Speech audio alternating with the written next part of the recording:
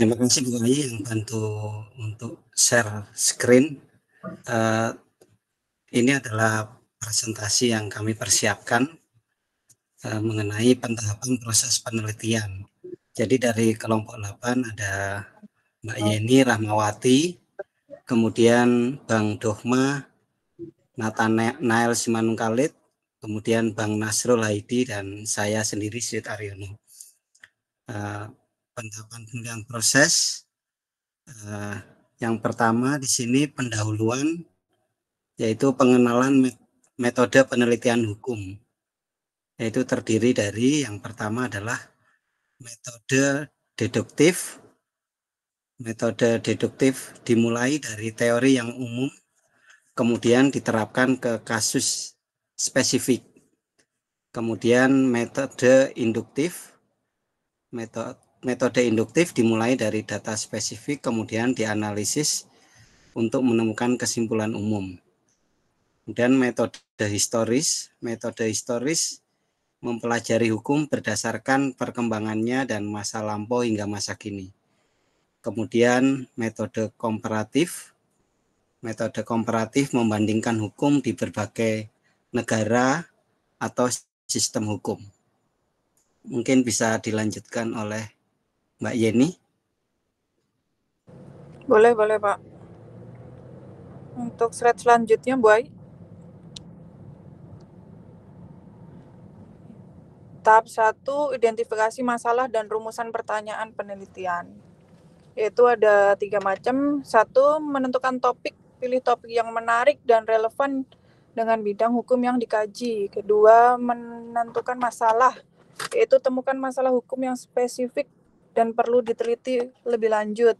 Lalu yang ketiga itu merumuskan pertanyaan penelitian, yaitu buat pertanyaan penelitian yang jelas dan terarah membantu membimbing penelitian.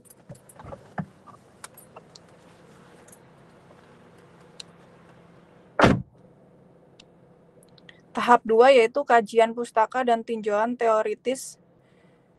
1. Sumber primer. Sumber primer meliputi undang-undang, peraturan, putusan Sumber primer meliputi undang-undang, peraturan, putusan pengadilan, dan dokumen hukum lainnya.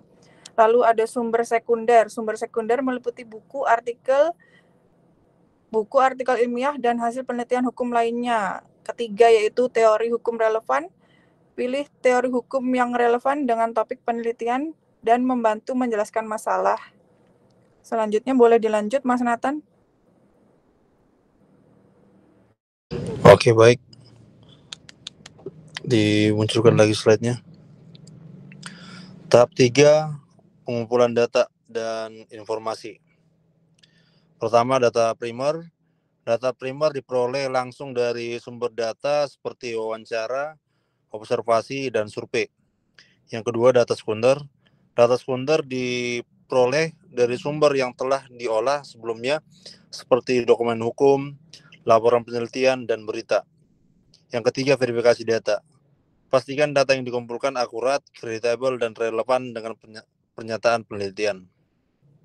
Selanjutnya, tahap 4, analisis dan interpretasi data. Yang pertama, analisis data kualitatif. Analisis data kualitatif menggunakan metode interpretasi seperti analisis teks, narasi, dan observasi. Yang kedua, analisis data kuantitatif. Analisis data kuantitatif menggunakan metode statistik seperti uji hipotesis, regresi, dan korelasi. Yang ketiga, interpretasi data. Hubungkan hasil analisis data dengan teori hukum yang digunakan dan ditemukan makna dan implikasinya.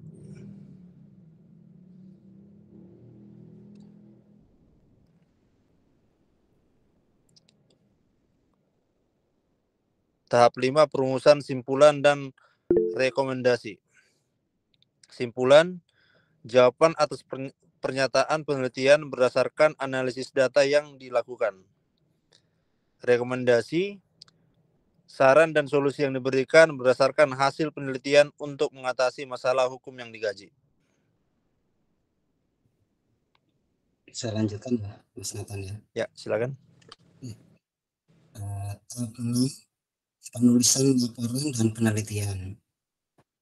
Pertama, pendahuluan. Bagian pendahuluan berisi latar belakang, rumusan masalah, tujuan penelitian, dan manfaat penelitian. Kemudian hasil dan pembahasan. Bagian ini berisi presentasi hasil, analisis data dan pembahasannya dihubungkan dengan teori hukum yang digunakan. Kemudian metodologi. Bagian metodologi berisi penjelasan mengenai metode penelitian data, teknik analisis yang digunakan. Kemudian kesimpulan dan saran. Bagian ini berisi rangkuman hasil penelitian, jawaban atas pertanyaan, penelitian, dan rekomendasi yang diajukan. Kemudian selanjutnya etika penelitian hukum. Ini terdiri dari 3 hal, yaitu pertama kejujuran, hindari plagiarisme dan manipulasi data, serta tunjukkan sumber data dengan benar. Ini sering diajarkan oleh dosen kita ya, untuk mengenai penelitian, etika penelitian hukum ini, mengenai kejujuran. Kemudian kedua, objektivitas, hindari bias dan prasangka dalam penelitian dan berikan analisis yang fair dan imparsial. Kemudian yang ketiga, kerahasiaan, jagalah kerahasiaan data responden dan informasi yang diperoleh selama penelitian. Kemudian yang terakhir, mengenai kesimpulan dan saran. Penelitian hukum membutuhkan proses sistematis dan etis. Dengan mengikuti tahapan penelitian yang benar, peneliti dapat menghasilkan karya ilmiah yang berkualitas dan bermanfaat bagi perkembangan hukum. Demikian presentasi singkat kami mengenai pentahapan proses penelitian. Pak dosen, kami persilakan apabila ada saran, masukan, dan juga pertanyaan yang ingin disampaikan. Kami persilakan. Terima kasih. Baik, luar biasa. Presentasinya bagus, slide-nya juga keren, dan saya kira cukup menggambarkan apa yang harus dipahami dari bab 8 kita ini ya. Bab 8 tentang apa? Tentang pentahapan dalam proses penelitian. Tadi sudah disampaikan ada berbagai jenis penelitian ya, yaitu penelitian deduktif ya, penelitian induktif ya, dan historis serta komparatif. Itu disimpulkan oleh kelompok yang presentasi ya. Kalau dilihat di buku sebenarnya ada banyak jenis-jenisnya ya, jenis-jenis metodenya kan ya. Ada beberapa pakar yang menjelaskan metode-metode ya, seperti Peter Mahmud Marzuki di halaman 172 misalnya ya, minimal ada 5 metode ya, atau pendekatan: status approach ya, case approach, historical approach, comparative approach, conceptual approach ya. Kemudian Abdul Qadir Muhammad ya, Surjono Sukanto ya, masing-masing memiliki pendapat ya tentang metode-metode penelitian ya. Kemudian tahap-tahapnya tadi juga kelompok 8 Pak Sujud dan kawan-kawan sudah menjelaskan, yang itu sama persis dengan gagasan-gagasan yang nanti rekan-rekan harus tentukan ya di tugas yang saya sampaikan ya. Ya, kurang lebih sama ya. Mulai dari menentukan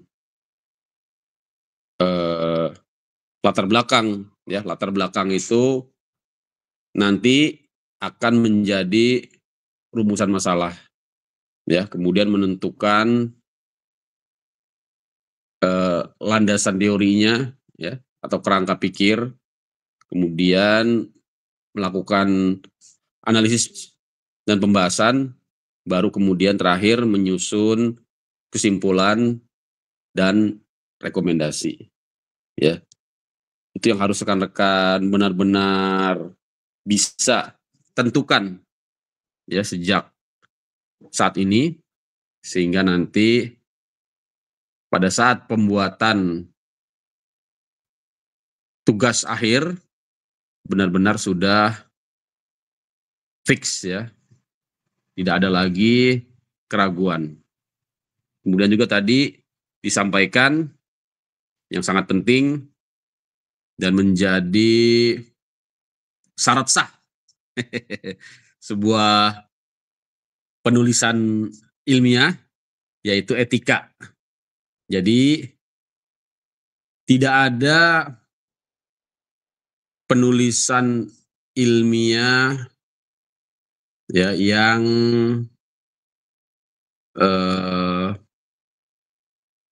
jelek ya atau buruk gitu ya, selama itu dilaksanakan dengan beretika ya.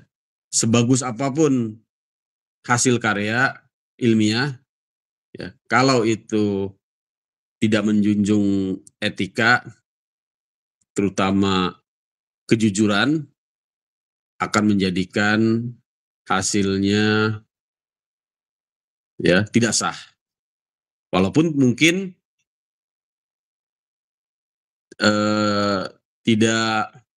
bukan tidak bagus ya, sederhana gitu ya. Tapi kalau itu memang bersumber dari kejujuran ya, nah dia merupakan karya ilmiah yang sah gitu ya, yang sah. Karena nanti efeknya bisa berakibat hukum ya, karena kan ya, bukan hanya masalah etika saja, bahkan yang sudah banyak terjadi ya, sudah lulus, sudah mendapatkan gelar, nah kemudian bisa saja dipermasalahkan. Itu banyak terjadi di sejumlah kasus ya, baik di kampus swasta maupun di kampus negeri. Nah, kita harus sangat berhati-hati sekarang ini ya. Sudah ada yang menjadi pejabat, bahkan ya kemudian dipermasalahkan tadi kejujuran atau etika dalam penelitiannya ya, seperti kasus yang viral ya, yang belakangan ini terjadi di kampus yang sangat ternama, tapi ternyata hasil plagiasi dari skripsi gitu ya. Padahal sebuah disertasi. Nah, kita harus bangga dengan karya kita sendiri. Saya kira itu ya tambahan dari saya. Silakan kita berdiskusi saja ya. Semoga dapat kita jadikan ya kuliah ini tambahan ya, tambahan untuk bekal kita ya menghadapi nanti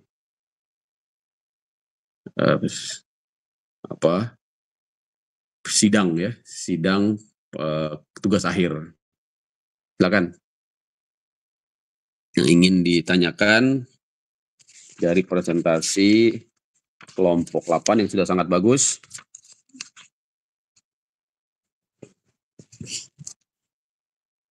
Dan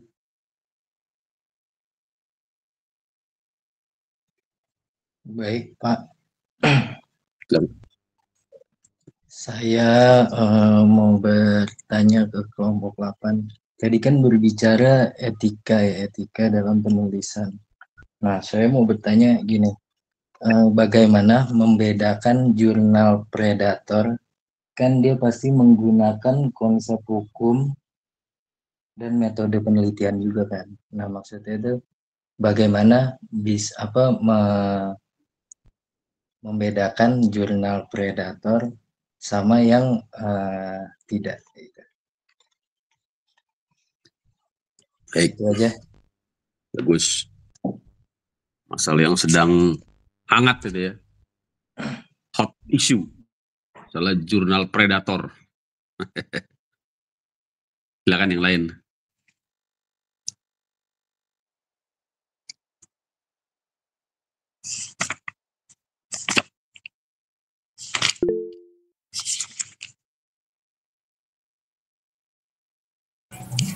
Baik, terima kasih Pak dosen. Sebelumnya izin bertanya kepada rekan-rekan yang presentasi hari ini terkait dengan saran dalam sebuah metode dalam sebuah penelitian. Tentu terdapat berbagai struktur. Di dalamnya ada rumusan masalah, pendahuluan, kemudian rumusan masalah, metode penelitian, pembahasan, penutup atau terdapat kesimpulan dan saran. Nah, yang saya pertanyakan terkait dengan saran. Di dalam sebuah penelitian kan ada rumusan masalah. Di situ tertera masalah yang akan kita bahas. Nah, kemudian terdapat bagian saran seperti yang dipaparkan pada PPT rekan-rekan pada malam hari ini. Nah, pertanyaan saya, bagaimana apa pendapat rekan-rekan kelompok 10 terkait dengan adanya saran dalam suatu penelitian, mengingat dalam penelitian itu sendiri udah tertera rumusan masalah, kemudian rumusan masalah tersebut telah dibahas pada pembahasan. Demikian pertanyaan saya, terima kasih.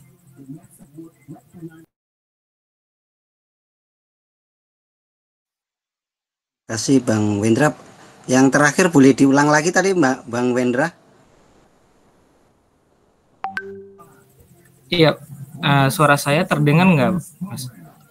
Iya, tapi apa tadi panjang banget. Jadi apa yang terakhir? Bagaimana? Oh ya baik.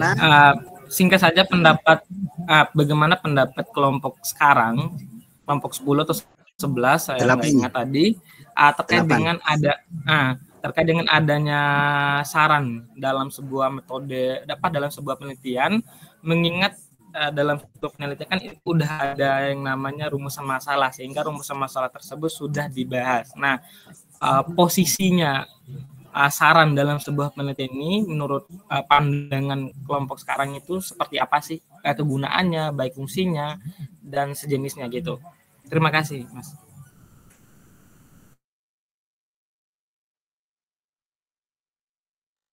Ini tampung ya, Mas Wendra ya.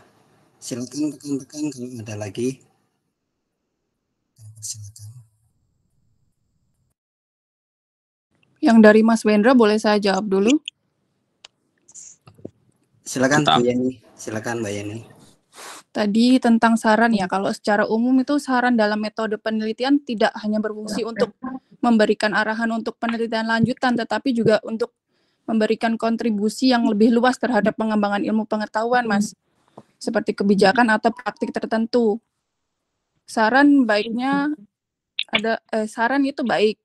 Saran yang didasarkan pada temuan penelitian yang konkret, relevan dengan masalah yang diteliti, dan memiliki kontribusi yang jelas terhadap perkembangan ataupun praktisi di dunia nyata. Seperti itu, Mas.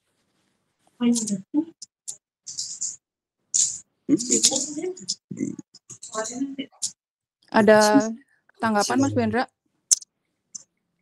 Terima kasih Mbak Yeni. Saya mendukung apa yang disampaikan Mbak Yeni. Jadi keberadaan saring dalam penelitian bukan hanya melengkapi jawaban terhadap rumusan masalah, tetapi juga memperkaya kontribusi penelitian bagi ilmu pengetahuan, seperti yang disampaikan Mbak Yani. Memperkaya kontribusi bagi penelitian ilmu pengetahuan, kemudian masyarakat, dan pembuat kebijakan. Ini menunjukkan bahwa penelitian kita tidak berhenti pada temuan, tetapi juga memberikan dampak yang nyata. Terima kasih, Mas Wendra.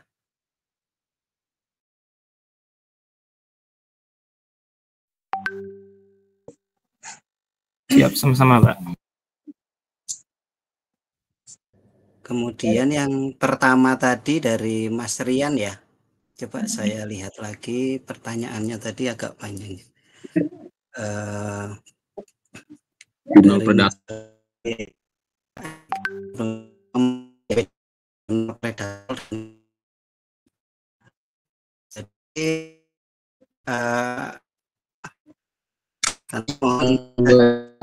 Jadi tambah lagi yang kedua-duanya menggunakan konsep hukum dan metode penelitian.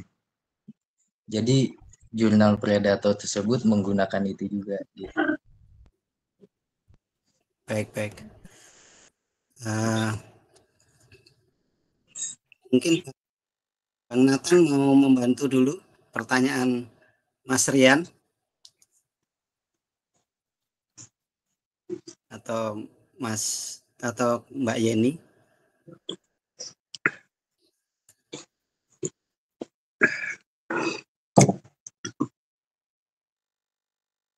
Pak, siapa lagi yang lain? Pak Nasrul mana nih? Saya boleh nggak, Pak? Oh, Bu Kurnia, boleh. Mau membantu ini tentang jurnal predator. Oh, kirain pertanyaan, Pak. Oh, kirain mau membantu menjawab. Maaf, belum, Pak. Kalau predator itu ya. Baik, saya coba ya, Pak ya. Mas juga, saya juga nggak ngerti. Saya coba beberapa. Oh, coba. Jadi, Pak Sujud mau jawab dulu nih. Nanti Bu Kurnia pertanyaannya ya. Habis ini. Sebentar, kalau dari mungkin kita harus memeriksa penerbit ya. Jadi diterbitkan oleh lembaga atau akademik atau penerbit yang terpercaya gitu. Karena biasanya publisher predator seringkali berasal dari penerbit kecil yang tidak dikenal dengan situs web yang tampak kurang profesional. Itu barangkali salah satunya. Kemudian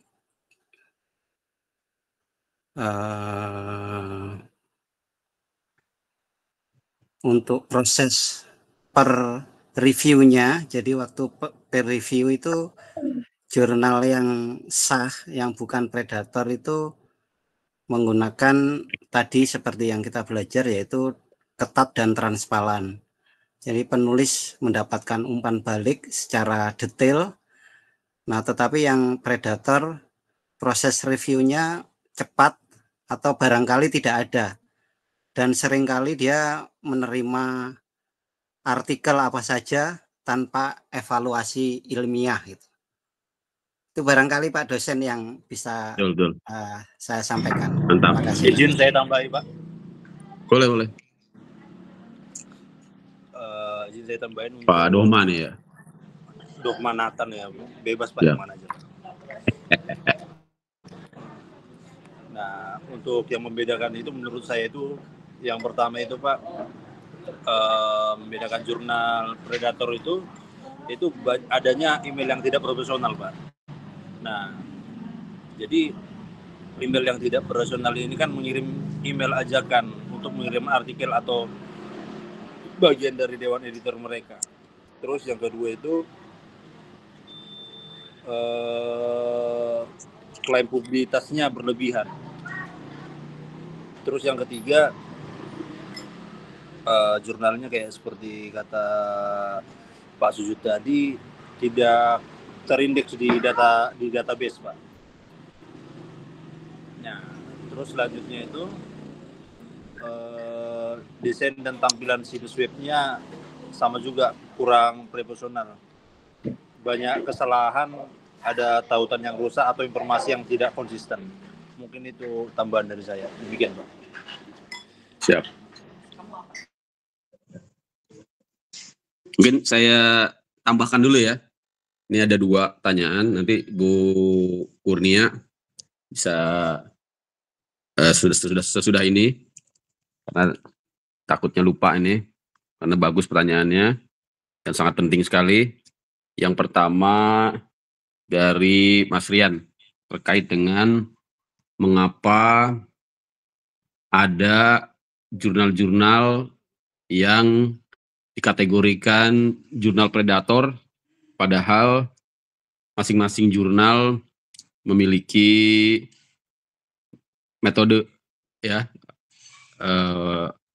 penelitian ya, ruang lingkup, scope ya, penulisan ilmiah ya. Kemudian tadi sudah dijawab juga oleh Pak Sujud dan juga Pak Nathan ya, bahwa memang jurnal predator ya merupakan publikasi yang terbukti melakukan pelanggaran ya. Pelanggaran apa? Pelanggaran prosedur ya, terutama prosedur review ya, prosedur review. Mengapa itu terjadi? Biasanya karena godaan ya, godaan untuk mencapai keuntungan profit yang segera ya. Beberapa jurnal predator awalnya merupakan jurnal-jurnal yang terindeks, bereputasi, bahkan bereputasi internasional ya, atau yang kita kenal terindeks Scopus. Ternyata terjadi moral hazard dari kalangan pengelolanya untuk secepatnya ya mendapatkan benefit ya. Itulah godaan besar di bidang ilmiah ya, di semua bidang saya kira ya. Jadi memang akarnya tidak lain karena kerakusan ya, korupsi ya.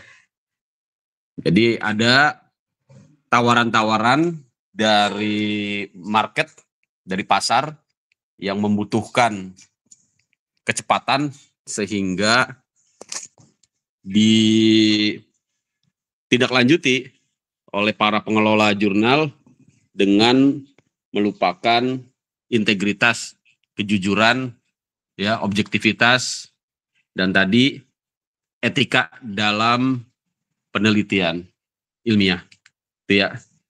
Dan ini memang sulit. Kita pun sangat mudah untuk terjebak. Termasuk saya pun pernah secara jadi saya sudah menulis dengan jujur, berasal dari tulisan saya, ya, kemudian saya submit ke sebuah jurnal yang terakreditasi, terindeks secara nasional maupun secara internasional, ya. Tapi memang di situ ada biaya, gitu ya. Dan saya menganggap biaya tersebut wajar, gitu ya, karena memang tentunya ada reward lah, gitu ya, yang harus kita hargai kepada si pengelola jurnal, gitu ya. Saya awalnya menganggap itu hal biasa, tapi kemudian memang mencurigakan karena jumlah penerbitannya tidak wajar ya. Dari dalam satu kali penerbitan jurnal itu bisa sampai ratusan artikel. Nah, di situ saya mulai curiga.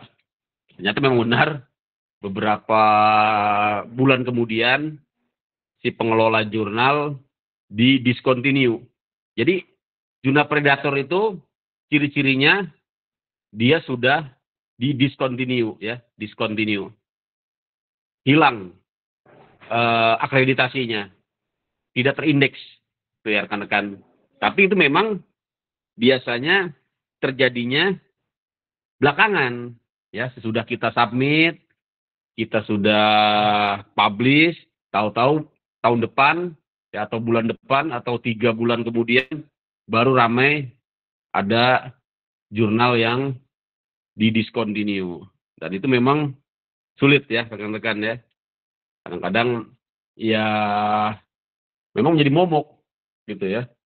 Tidak bisa menjamin jurnal yang dikelola oleh lembaga terkemuka, menjamin dia tidak tergoda, ya, terutama oknum-oknum pengelolanya, biasanya tim editor, ya, untuk benar-benar menjaga integritasnya, ya. Saya pada saat submit benar-benar tulisan saya, gitu, ya. Tapi memang proses reviewnya saya rasakan terlalu cepat, gitu, ya, gitu, ya. Beberapa jurnal yang saya submit tidak seperti itu, ya. Proses reviewnya bertahap, ya, mulai dari review struktur, sistematika, ya, review materi, ya, dan review terakhir tentunya tentang kemiripannya, ya, kemiripan. Itu semua di review minimal oleh 2 atau 3 reviewer, ya, rekan-rekan, ya. Jadi memang kita pun tidak bisa menyalahkan seorang penulis yang terjebak dalam jurnal predator, gitu, ya. Karena kita tidak tahu, saya sendiri tidak tahu, gitu, ya. Tapi memang kecurigaan itu ada, gitu, ya. Kok proses reviewnya mudah, gitu, ya. Apa memang tulisan kita yang sangat bagus, gitu, ya. Atau ternyata si pengelola jurnal sedang kejar setoran. Ini, ya. Ya, gitu, ya. Rekan-rekan, itulah fakta yang harus kita hadapi, ya, di dalam dunia penulisan publikasi ilmiah, itu, ya. Rekan-rekan, jadi pertanyaan Rian tadi saya kira sudah cukup dijawab, ya. Gimana, Rian, cukup, ya? Ini mudah-mudahan tidak ada dari kita yang terkena jurnal predator, karena nanti akibatnya sebenarnya, ya, kalau kita pada saat submit dan publikasi pengelola jurnal tersebut masih terakreditasi, walaupun kemudian menjadi jurnal predator, karya kita itu tetap diakui, ya. Seperti saya pernah mengalami itu, saya publikasi di jurnal internasional, ya, dan itu memang murni tulisan saya, tetap diakui, ya, oleh pihak Kemenristek Dikti, ya, walaupun kemudian si pengelola jurnal kemudian di-discontinue, ya. Rekan-rekan, ya. Jadi ciri-cirinya tadi yang sudah disampaikan oleh Pak Nathan ataupun Pak Sujud, ya, biasanya tadi proses reviewnya sangat cepat, ya, fast track, gitu, ya, istilahnya. Kemudian berbiaya mahal, gitu, ya, berbiaya mahal, ya. Kemudian, ya, kita bisa cek, ya, dari situsnya kelihatan abal-abal, lembaganya, ya. Biasanya kalau dikelola oleh kampus itu cukup aman, ya. Kita bisa lihat misalnya jurnal IBLAM, ya, dikelola oleh kampus IBLAM, nah itu bisa kita percaya, ya. Kemudian jurnal-jurnal juga yang dikelola oleh kampus-kampus lain, ya seperti Unpad, ya UI, ya atau kampus-kampus swasta, Universitas 17 Agustus, ya biasanya akan dijaga oleh lembaga, ya apabila terjadi pelanggaran integritas, gitu ya rekan-rekan ya. Ini penting pertanyaannya. Jadi mulai sekarang aware dengan bermunculannya pengelola-pengelola jurnal predator tadi, ya. Tapi untuk rekan-rekan IBLAM jangan khawatir, nanti percayakan saja ke IBLAM karena IBLAM punya jurnal-jurnal yang akan dijaga, ya kualitasnya sehingga tidak terjerumus ke dalam jurnal predator. Gitu ya. Dan pertanyaan kedua dari Wendra juga sangat bagus sekali tentang urgensi dari sistematika saran, ya. Karena sudah ada rumusan masalah yang sudah dijawab, untuk apa lagi adanya saran. Tadi sudah dijawab oleh Bu Yeni dan Pak Sujud, sangat bagus sekali jawabannya. Yang pertama, Bu Yeni menyatakan bahwa saran itu merupakan kontribusi, ya, dari penelitian, ya, dan juga rekomendasi untuk penelitian selanjutnya. Selain itu juga merupakan aplikasi, ya, implementasi dari kesimpulan penelitian. Saya sangat setuju, tapi memang saran ini tidak wajib, ya. Kalau kita lihat di sejumlah sistematika penulisan, ya, terutama dalam bentuk artikel ilmiah di jurnal-jurnal publikasi, ya, tidak mewajibkan adanya saran. Karena memang rekomendasi ataupun saran biasanya sudah tercover di dalam pembahasan sebagai jawaban dari rumusan masalah. Ya. Jadi nanti disesuaikan saja dengan sistematika, ya, format, template dari artikel ilmiah yang akan kita tulis di suatu jurnal. Ya. Biasanya masing-masing jurnal memiliki template masing-masing, ya. Seperti di IBLAM, saya lihat masih mengharuskan saran kalau saya tidak salah, ya. Nah, jadi tinggal disesuaikan saja, karena memang saran itu tidak lain adalah konkretisasi dari kesimpulan, ya. Jadi saran untuk penelitian hukum, ya, harus bersifat aplikatif, ya. Jadi yang bisa dilaksanakan oleh pihak-pihak yang terkait, ya. Misalnya kalau terkait dengan penelitian hukum normatif, tentunya saran ini ditujukan kepada para pejabat-pejabat berwenang, ya, yang melaksanakan atau menegakkan hukum, misalnya kepada hakim, polisi, ya, jaksa, ya, atau pemerintah. Saran juga harus jelas adresatnya, ya, kepada siapa ditujukan. Seperti tadi misalnya kepada penegak hukum, ya, dan harus aplikatif, jangan terlalu umum, ya. Biasanya terlalu umum gitu, ya. Jadi harus aplikatif, misalnya tadi tentang penelitian normatif, norma apa yang sedang kita teliti, ya, misalnya Ibu siapa kemarin yang meneliti tentang penggelapan.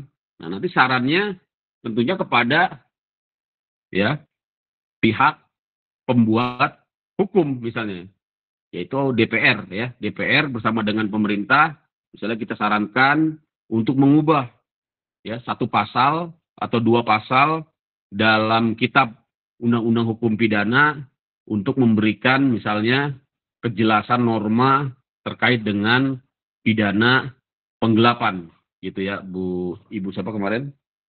Bu Kurnia ya, tentang penggelapan. Ya, Ya. saya Pak. Oh ya, jadi nanti kalau mau pakai saran seperti itu, jangan saran terlalu umum, kadang-kadang terlalu umum ya saran itu. Jadi harus fokus, jelas, konkret, ya, aplikatif, ya. Sarannya perubahan pasal berapa, menjadi apa bunyinya, nah gitu ya, bisa dilaksanakan seketika dan sekaligus, gitu ya. Jangan saran tadi ya terlalu umum, terlalu normatif, gitu ya.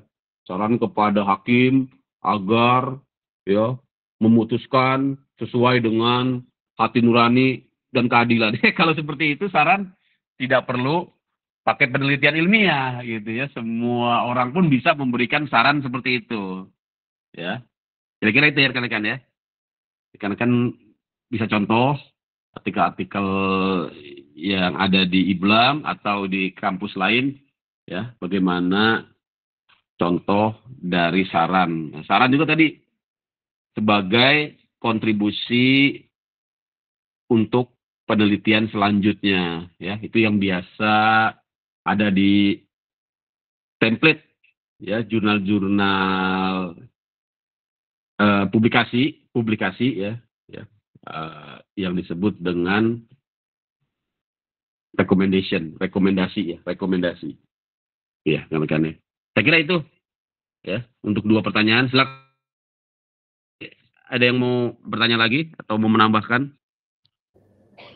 Dari saya Pak. Silakan. Ya, untuk kelompok Pasifik dan kawan-kawan, di dalam etika penelitian hukum ini kan sama sebenarnya dengan apa yang saya akan lakukan tentang kejujuran dan kerahasiaan. Sebenarnya ini adalah dua hal yang saya sendiri masih ragu-ragu, di mana PT yang kemarin Pak Adamsyah sampaikan ke saya harus ada PT-nya, tapi saya samarkan dalam hal ini PT XYZ misalnya. Terus kemudian ya kerahasiaannya begini Pak, data respondennya itu adalah si pelaku, misalnya udah jelas-jelas PT XYZ general kasir atau kasir umum.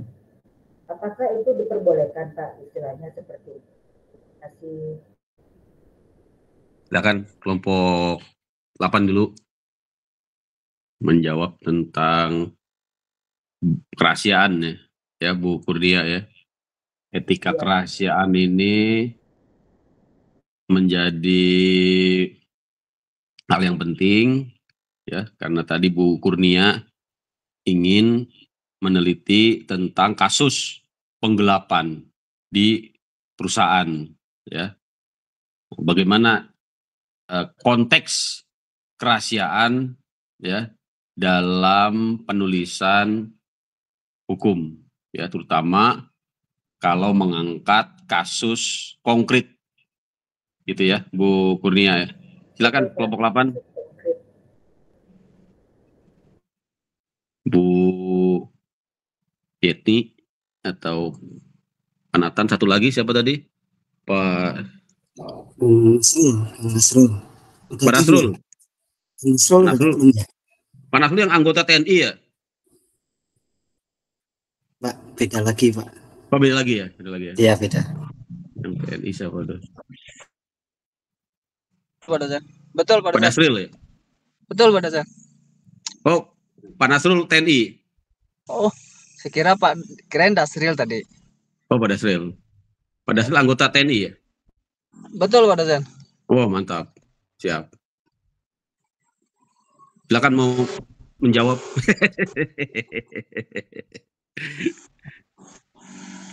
Tentang kerahasiaan. Atau kelompok 8, silakan. Lagi di jalan Pak Dasril, hati-hati. Masih tugas. Oh, masih sedikit tugas. aja Pak ini. sedikit ya. Silakan Pak Sujud. Mengenai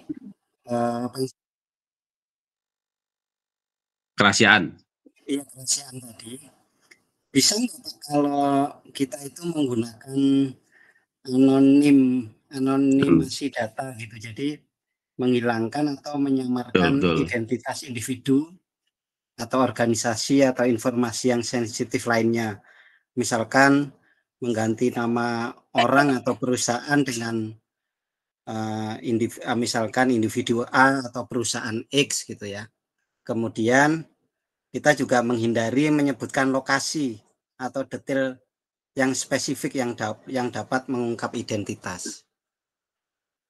Itu barangkali Pak apa yang bisa kita lakukan untuk tetap menjaga kerahasiaan. Itu salah satunya. Ya. Nanti silakan yang lain mau menambahkan. Jadi begitu ya memang Bu Kurnia ya, yang saya rekomendasikan juga seperti itu, terutama untuk kasus-kasus real yang belum inkrah gitu ya. Tapi kalau sudah inkrah dan putusannya dipublikasikan ya, terutama di website Mahkamah Agung ya, pendapat saya sih tidak masalah ya, tapi yang belum inkrah, nah ini harus hati-hati ya, karena tadi ya dikhawatirkan ada akibat hukum yang ini yang harus kita waspadai, terutama dari pihak-pihak yang terkait ya. Tapi kalau itu memang sudah dipublish putusan Mahkamah Agung yang inkrah berkekuatan hukum tetap ya, tidak masalah ya, seperti misalnya kasus pidana ya, kita sebutkan nama tersangkanya ya, sudah banyak ya. Saya juga kemarin membimbing skripsi tentang kasus narkotika terpidana mati ya, Freddy Budiman misalnya ya, tidak perlu ditutupi namanya ya, karena secara putusan memang sudah diketahui umum gitu ya Bu Kurnia. Tapi tadi kalau misalnya masalah di perusahaan dan itu belum inkrah, belum dipublikasi putusannya, saya kira lebih baik kita samarkan ya, termasuk wawancara-wawancara ya dengan pihak-pihak ya yang bukan bersumber dari putusan pengadilan. Nah, itulah keunggulan menggunakan putusan pengadilan.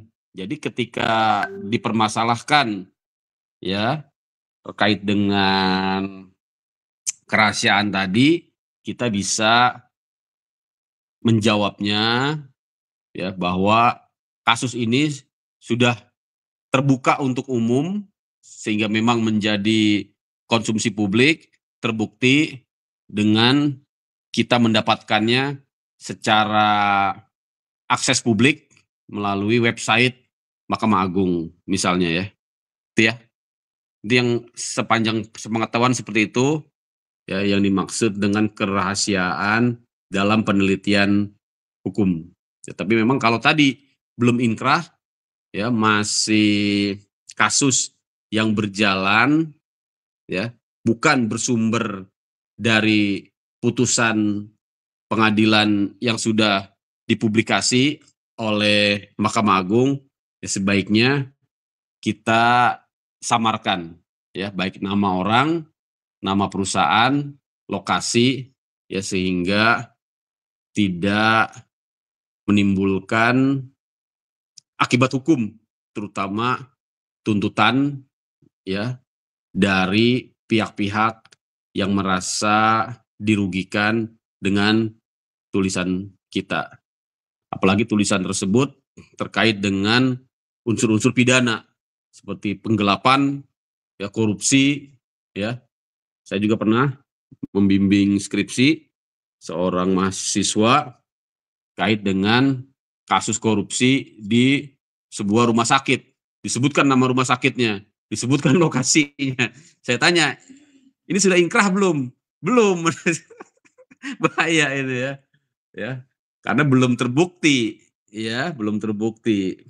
Kalau sudah inkrah, sudah ada putusannya, nah baru bisa kita ungkapkan, ya, baik nama, lokasi, ya, maupun detail kejadiannya. Itu ya, Bu Kurnia ya. Siap Pak Ardiansyah. Baik.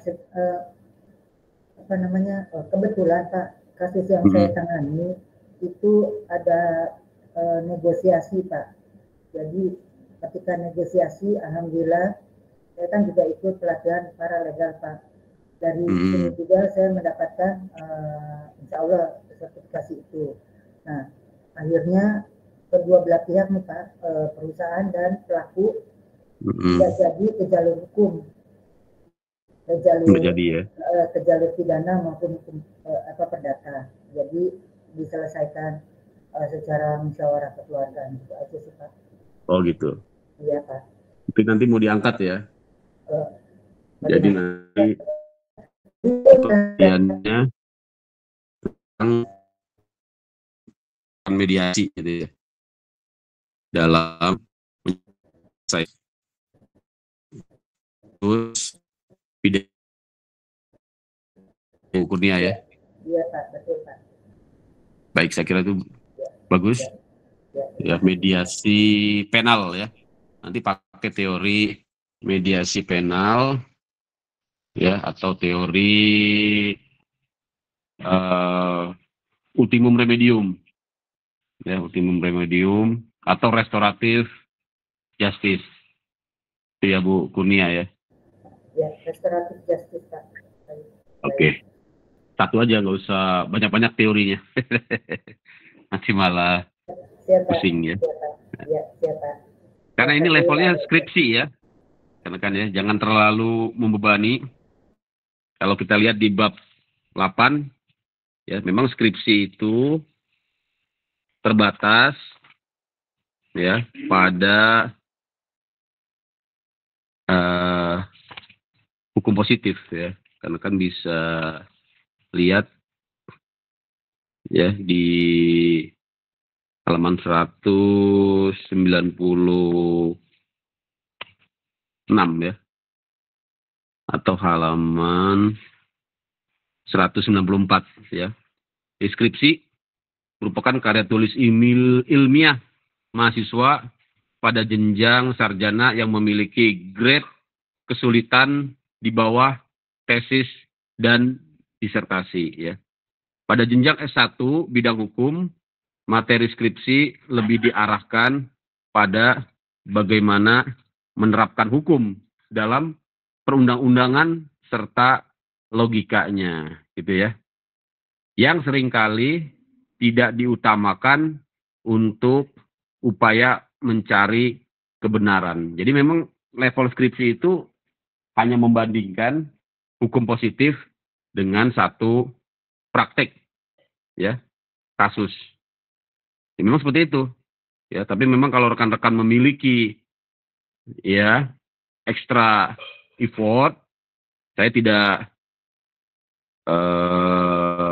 melarang. Silahkan masuk ke level yang lebih tinggi, misalnya level tesis, ya. Jadi tesis itu, ya, sudah lebih tinggi dari sekedar skripsi, di mana skripsi hanya cenderung mengkaji hukum dalam tataran dogmatika, ya, hukum positif. Kalau tesis sudah selangkah lebih tinggi, sudah masuk ke dalam tataran teoretika, ya. Jadi sudah melampaui pengkajian hukum secara dogmatika, yaitu peraturan, dogma, asas atau prinsip, ya. Yang saya katakan tesis itu sudah mengandung unsur reformasi hukum. Nah, kalau rekan-rekan bisa masuk ke situ, tentunya penilaiannya lebih bagus, gitu ya. Kalau yang hanya sekedar studi kasus yang membandingkan putusan dengan hukum positif, ya, itu biasanya dikasih nilai A- gitu ya. Tapi kalau sudah mengandung reformasi hukum, misalnya tadi ya merekomendasikan perbaikan pasal, perbaikan norma, nah biasanya penguji akan memberikan nilai A+. Nah, kira-kira gitu ya. Terserah ya rekan-rekan mau yang biasa-biasa saja atau mau yang luar biasa. Saya kira itu, Bu Kurnia dan rekan-rekan. Gimana? Masih ada yang ingin menambahkan tentang sistematika tahap-tahap laporan, ya? Kalau tidak ada, kita cukupkan saja ya. Yang penting rekan-rekan tentukan tadi ya 6 gagasan, atau kalau saya lihat di presentasinya kelompok 8 tadi ya, apa namanya, 6 tahap ya, 6 tahap. Ini harus rekan pastikan ya, mulai dari identifikasi masalah ya, merumuskan pertanyaan penelitian. Yang tahap kedua, minimal punya 1 ya kajian pustaka atau tinjauan teoritis ya. Tahap ketiga, pengumpulan data dan informasi ya. Yang keempat, menganalisis. Yang kelima, merumuskan kesimpulan dan rekomendasi.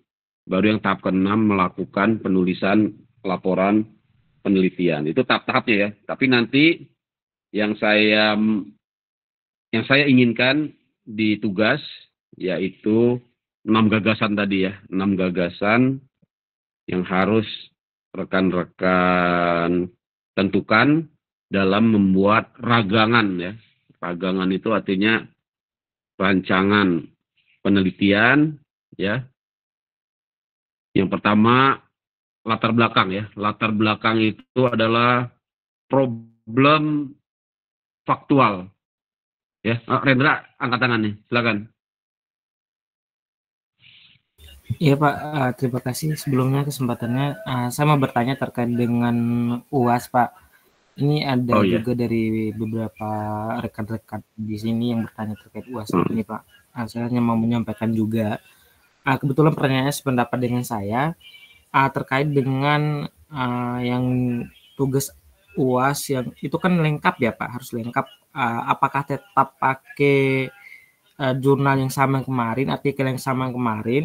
Kemudian yang kedua, itu yang pertama, kemudian yang kedua, misalnya kayak punya saya kan itu udah lengkap Pak, mulai dari abstraknya sampai dengan sarannya gitu. Nah, apakah itu perlu diubah apa bagaimana Pak, atau tetap aja dengan keadaan demikian Pak? Terima kasih. Oh, jadi yang sudah punya lengkap, yaitu tinggal di ini aja, di finishing lagi ya.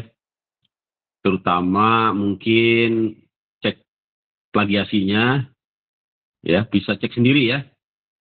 Yang gratis juga ada, misalnya pakai Grammarly ya, Quillbot, atau bisa pakai Turnitin ya. Ada yang murah di Shopee banyak ya. Cari aja yang seminggu ya, subscribernya seminggu atau sehari, kan kita cuma butuh sekali scan aja, biasanya 10.000 atau 20.000 itu ya. Itu ya, kalau semua sudah ada bagus. Tapi untuk tugas saya minta poin-poinnya aja ya, jadi jangan yang full ya Mas Wendra ya. Jadi yang kemarin sudah lengkap saya minta di skip dulu, disimpan dulu, nanti saja untuk UASnya ya, itu ya. Jadi yang nanti disubmit itu kan masih saya beri kesempatan ya.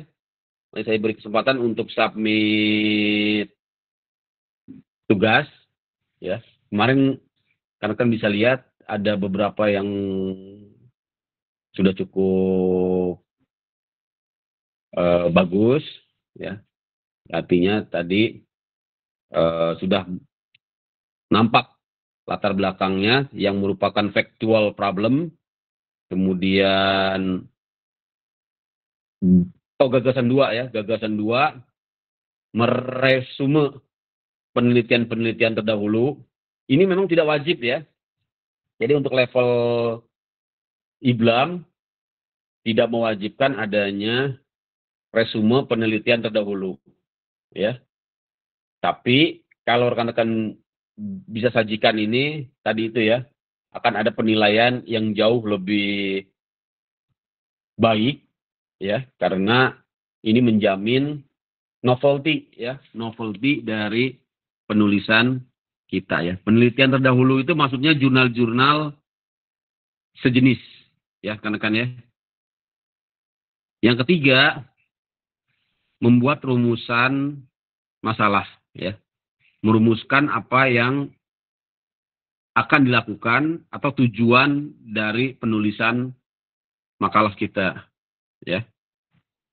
Kemudian gagasan 4 ya, gagasan 4 ini kakak pikir minimal rekan-rekan sajikan di dalamnya teori atau asas ya, atau dasar-dasar hukum yang relevan ya. Gagasan 5 menguraikan ya kasus-kasus atau data tentang gagasan 1 ya. Jadi gagasan 5 ini adalah pembahasan ya, pembahasan. Jadi intinya pembahasan yaitu menganalisa ya kasus-kasus yang dipermasalahkan, kita analisa dengan apa? Dengan gagasan 4. Ya, gagasan 4 itu apa? Teori. Jadi menyandingkan antara Dasein dengan Dasolen. Itu di gagasan 5. Ya.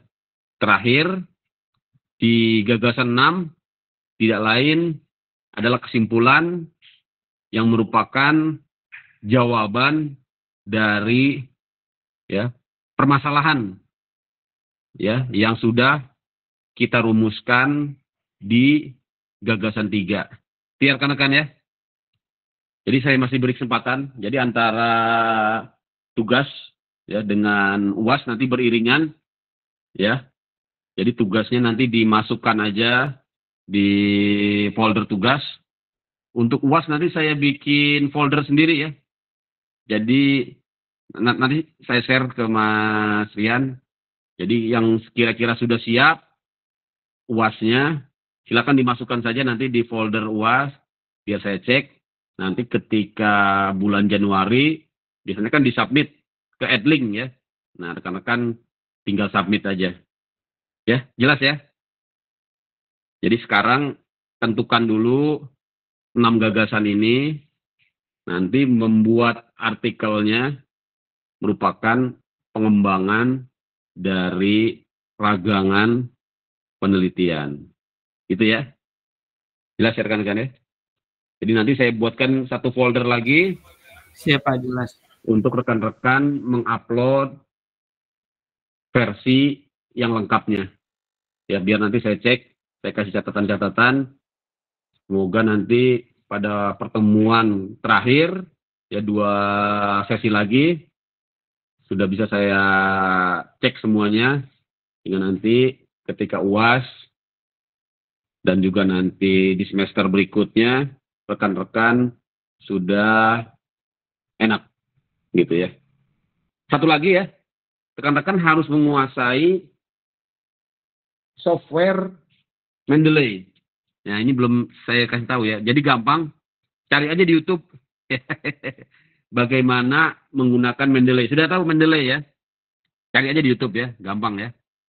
Jadi Mendeley itu software ya yang sangat membantu untuk membuat catatan kaki ataupun body note ya, dalam manajemen citasi, ya, dalam membuat citasi, ya. Nanti cari aja di YouTube banyak, ya, membuat artikel dengan Mendeley. Oke ya. Jadi Mendeley ini sangat membantu, ya, sehingga memudahkan nanti ketika melakukan citasi dan juga menyusun daftar pustaka, ya. Karena kan bisa belajar sendiri, cari aja di YouTube, ya, banyak tutorialnya, downloadnya pun gratis, tinggal mau atau tidak aja, gitu ya. Saya kira itu cukup ya, rekan-rekan ya. Nanti kita lanjutkan semester pertemuan berikutnya. Jadi PR-nya tadi yang belum sesuai tugasnya, saya beri kesempatan masih. Kemudian yang sudah punya artikel lengkapnya, silakan nanti di-upload di folder yang akan saya siapkan. Yang ketiga, belajar Mendeley. Bisa ya? Jadi tetap semangat, ya. Memang gampang-gampang susah, tapi yakin, ya, di mana ada kemauan, di situ ada jalan. Itu ya, belajar sendiri Mendeley ya. Kampung di Baya wajib Mendeley apa itu? Kita sekarang gampang ya. Jadi yang penting ada kemauan, ya. Allah kita bisa. Terima kasih. Saya kira cukup. Sampai jumpa minggu depan. Have a nice long weekend. Tetap semangat. Ya. Siap. Siap, Pak dosen. Sama-sama. Terima kasih Pak. Ya. Terima kasih Pak. Sama. Terima kasih Pak. Terima kasih Pak.